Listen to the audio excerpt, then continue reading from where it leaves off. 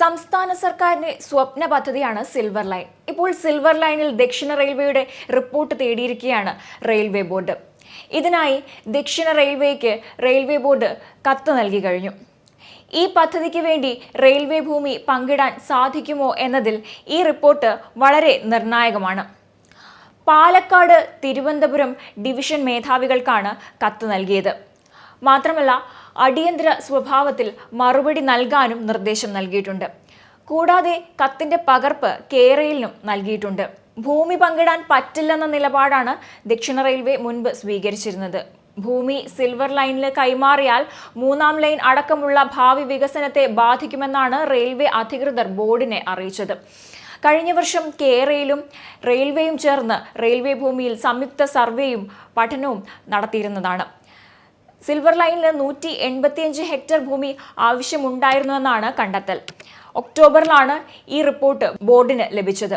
തുടർന്ന് റെയിൽവേയും കേരളയുമായി ചർച്ച നടത്താൻ ബോർഡ് നിർദ്ദേശിക്കുകയും ചെയ്തിരുന്നു. ശേഷം ഇരുകൂട്ടരും ചർച്ച നടത്തുകയും ചെയ്തു. പദ്ധതിയുടെ പ്രാഥമിക പഠനം മുതൽ റെയിൽവേ അറിഞ്ഞാണെന്ന നിലപാടാണ് കേരള സ്വീകരിച്ചത്. എന്നാൽ ചർച്ചയ്ക്ക് ശേഷം റിപ്പോർട്ട് റെയിൽവേ ബോർഡിന് കൈമാറിയിട്ടില്ല. ഈ വിഷയത്തിലാണ് ഇപ്പോൾ റെയിൽവേ ബോർഡ് ഇടപെട്ടിരിക്കുന്നത്. കേരളയുമായി ബന്ധപ്പെട്ട് ദക്ഷിണ റെയിൽവേയുടെ മുൻപ് വന്ന റിപ്പോർട്ട് പുറത്തു വന്നപ്പോൾ അലൈൻമെന്റ് നിശ്ചയിക്കും മുൻപ് റെയിൽവേയുമായി ചർച്ച നടത്തിയിട്ടില്ലെന്നായിരുന്നു അന്ന് ദക്ഷിണ റെയിൽവേയുടെ റിപ്പോർട്ടിൽ പറഞ്ഞിരുന്നത്. സിൽവർ ലൈൻ പദ്ധതിയുടെ ചിലവ് റെയിൽവേ കൂടിയാണ് വഹിക്കുന്നത്. അതിനാൽ പദ്ധതി റെയിൽവേക്ക് സാമ്പത്തിക ബാധ്യത ഉണ്ടാക്കുമെന്നും ദക്ഷിണ റെയിൽവേ കേന്ദ്ര റെയിൽവേ ബോർഡിന് നൽകിയ റിപ്പോർട്ടിൽ പറഞ്ഞിരുന്നതാണ്. ഭാവിയിലെ റെയിൽ വികസനത്തിന് സിൽവർ ലൈൻ തടസ്സമാകുമെന്നും പദ്ധതി റെയിൽവേ നിർമ്മിതികൾക്കും ട്രെയിൻ സർവീസുകൾക്കും ആഘാതമുണ്ടാക്കുമെന്നും റിപ്പോർട്ടിലുണ്ടായിരുന്നു. സ്റ്റാൻഡേർഡ് ഗേജ് നിലവിലുള്ള റെയിൽ ശൃംഖലയുമായി ബന്ധിപ്പിക്കാനാവില്ലെന്നും റിപ്പോർട്ടിൽ ചൂണ്ടിക്കാട്ടി. കോഴിക്കോടും കണ്ണൂരും സ്റ്റേഷൻ നിർമ്മിക്കാൻ നിശ്ചയിച്ച സ്ഥലം വേറെ പദ്ധതികൾക്കായി നിശ്ചയിച്ചിട്ടുള്ളതാണെന്നും റിപ്പോർട്ടിൽ വ്യക്തമാക്കിയിരുന്നു. പാലക്കാട്ടെ വളവുകളോട് ചേർന്നാണ് സിൽവർ ലൈൻ വരിക. ഇത് റെയിൽവേ വളവുകൾ ഭാവിയിൽ നിവർത്തുന്നതിന് തടസ്സമാകുമെന്ന് റിപ്പോർട്ടിൽ ചൂണ്ടിക്കാട്ടിയിരുന്നു. അതേസമയം കേന്ദ്ര സർക്കാരിന് താല്പര്യമില്ലാത്തതിനാൽ കേരളയിൽ വരില്ലെന്ന് ആദ്യമേ പറഞ്ഞതാണെന്ന് വ്യക്തമാക്കിക്കൊണ്ട് കേന്ദ്ര വിദേശകാര്യ സഹമന്ത്രിയായ വി മുരളീധരൻ അന്ന് രംഗത്ത് വന്നിരുന്നു. കേരളത്തിൽ വേഗത കൂടിയ യാത്ര വന്ദേ ഭാരതിലൂടെ സാധ്യമാകും എന്നിരിക്കെ അതിനായി ആയിരക്കണക്കിന് മനുഷ്യരെ കുടിയിറക്കി പുതിയ ലൈൻ ഉണ്ടാക്കേണ്ട ആവശ്യമില്ലെന്നും മുരളീധരൻ വ്യക്തമാക്കിയിരുന്നതാണ്. നിലവിലെ ലൈനിൽ വേണ്ട രീതിയിൽ മാറ്റം വരുത്തിയാൽ തന്നെ വേഗതയേറിയ യാത്ര സാധ്യമാകും. അതിനാൽ തന്നെ സിൽവർ ലൈനിനായി ഭൂമി വിട്ടുകൊടുക്കേണ്ടതില്ലെന്ന റെയിൽവേയുടെ നിലപാടിൽ അത്ഭുതപ്പെടാനൊന്നുമില്ലെന്നും, കാരണം അതൊരു അനാവശ്യ വ്യവഹാരമായിട്ടാണ് റെയിൽവേ കാണുന്നതെന്നും കേന്ദ്ര വിദേശകാര്യ സഹമന്ത്രി പറഞ്ഞിരുന്നതാണ്.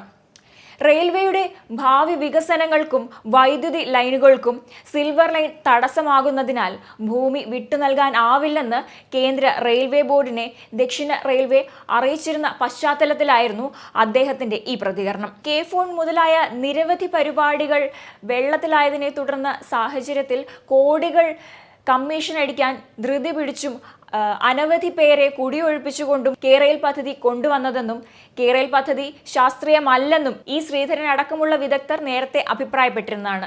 കേന്ദ്ര സംസ്ഥാന സർക്കാരുകൾ സമ്മതിച്ചാലും കേരള പദ്ധതി നടപ്പാക്കാൻ അനുവദിക്കില്ലെന്ന് പ്രതിപക്ഷ നേതാവ് വി.ഡി. സതീശനും പറഞ്ഞിരുന്നതാണ്. കേരളയിൽ അപ്രായോഗികവും കേരളത്തിൽ ഒരു കാരണവശാലും നടപ്പാക്കാൻ കഴിയാത്തതുമാണെന്നുമാണ് അദ്ദേഹം പറഞ്ഞത്. കേരളത്തെ പാരിസ്ഥിതികമായും സാമ്പത്തികമായും തകർക്കുകയും വെറും കമ്മീഷനു വേണ്ടി മാത്രം കൊണ്ടുവന്നതുമായ പദ്ധതിയാണ് കേരളയിലെന്നും, സ്കൂൾ കുട്ടികൾക്ക് ഉച്ചഭക്ഷണം കൊടുക്കാൻ കഴിവില്ലാത്ത സർക്കാരാണ് 2 ലക്ഷം കോടി മുടക്കി കേരളയിൽ കൊണ്ടുവരാൻ പോകുന്നതെന്നും, ഇന്ത്യയിലെ ഒരു സംസ്ഥാനത്തിനും ഇല്ലാത്ത കനത്ത ബാധ്യതയാണ് കേരളത്തിനുള്ളതെന്നും പ്രതിപക്ഷ നേതാവ് വളരെ രൂക്ഷമായി തന്നെ മുൻപ് വിമർശിച്ചിരുന്നതാണ്. ട്രഷറി താഴിട്ട് പൂട്ടിയ സ്ഥിതിയിലാണെന്നും 12,000 കോടി രൂപ കരാറുകാർക്ക് കൊടുക്കാനുണ്ടെന്നും 40,000 കോടി രൂപ ജീവനക്കാർക്ക് കൊടുക്കാനുണ്ടെന്നും അപ്പോഴാണ് 2 ലക്ഷം കോടി മുടക്കി കേരളയിൽ കൊണ്ടുവരുന്നതെന്നും ഒരു കാരണവശാലും പ്രതിപക്ഷം ഇത് അനുവദിക്കില്ലെന്നും വി.ഡി. സതീശൻ നിലപാട് വ്യക്തമാക്കിയിരുന്നതാണ്. കേരള പദ്ധതിയിൽ സംസ്ഥാന സർക്കാരിനെതിരെ വിമർശനങ്ങളുമായി കേരളയിൽ സിൽവർ ലൈൻ വിരുദ്ധ ജനകീയ സമിതി കൺവീനറായ എസ് രാജീവനും രംഗത്ത് വന്നിരുന്നു. കേരയിൽ പദ്ധതി നടപ്പിലാക്കാനല്ല, കേരളിന്റെ മറവിൽ ലോൺ നേടിയെടുക്കാനാണ് സർക്കാർ ലക്ഷ്യമിടുന്നതെന്നും കേരയിൽ വിരുദ്ധ സമരസമിതി വിമർശിച്ചിരുന്നു. പദ്ധതിയിലൂടെ ലഭിക്കുന്ന കമ്മീഷനും സാമ്പത്തിക ലാഭവുമാണ് മുഖ്യമന്ത്രി സ്വപ്നം കാണുന്നതെന്നായിരുന്നു സമരസമിതി കൺവീനർ എസ് രാജീവൻ മുൻപ് പ്രതികരിച്ചിരുന്നത്. പദ്ധതി ഉപേക്ഷിച്ചിട്ടില്ലെന്ന് ആവർത്തിക്കുന്ന സർക്കാരിനെതിരെ രൂക്ഷ വിമർശനമാണ് ഈ സമരസമിതി ഉന്നയിച്ചുകൊണ്ടിരുന്നത്. പദ്ധതിയുടെ പേരിൽ ലഭിക്കുന്ന കമ്മീഷനും സാമ്പത്തിക ലാഭവുമാണ് മുഖ്യമന്ത്രിയുടെ ലക്ഷ്യമെന്നും, എന്നാൽ ദക്ഷിണ റെയിൽവേയുടെ റിപ്പോർട്ട് സർക്കാരിനും കേരളിനും കനത്ത തിരിച്ചടിയാണെന്നും സമരസമിതി കൺവീനർ എസ് രാജീവൻ മുമ്പ് പറഞ്ഞിരുന്നതാണ്. പദ്ധതി നടപ്പാക്കില്ലെന്ന് ഉറപ്പുണ്ടെങ്കിലും സർക്കാർ പിന്മാറും വരെ പ്രതിഷേധവുമായി മുന്നോട്ടു പോകുമെന്നും സമരസമിതി അന്ന് വ്യക്തമാക്കിയിരുന്നു. സിൽവർ ലൈനുമായി ബന്ധപ്പെട്ട എല്ലാ ഉത്തരവുകളും റദ്ദാക്കുമെന്നും പ്രതിഷേധക്കാർക്കെതിരെ എടുത്ത കേസുകൾ ഒഴിവാക്കുമെന്നും നേതാക്കൾ ആവശ്യപ്പെട്ടിരുന്നു.